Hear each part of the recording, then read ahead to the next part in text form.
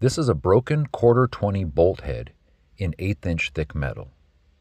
We're going to start by sanding the broken bolt flush with the metal.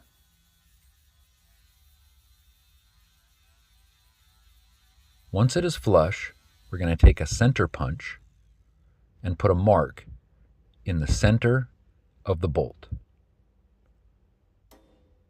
If you get it off center, simply reposition and try again.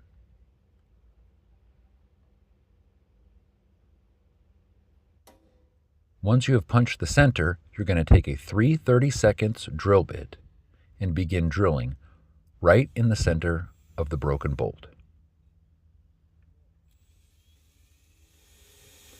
Keep drilling until either you drill through the bolt or the threads release and thread through, like you see here.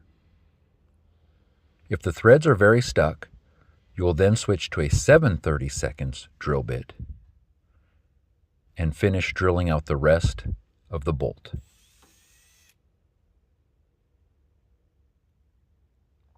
Take a 1/4 20 tap and chase the threads to repair any damage. Make sure the tap is lined up and straight,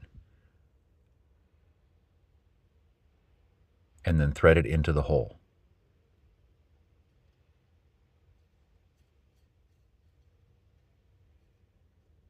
Once the threads are cleaned out, you can put a new 1/4 20 bolt into the 1/8 inch metal. Use copper-based or nickel-based anti-seize to make sure that it operates smoothly.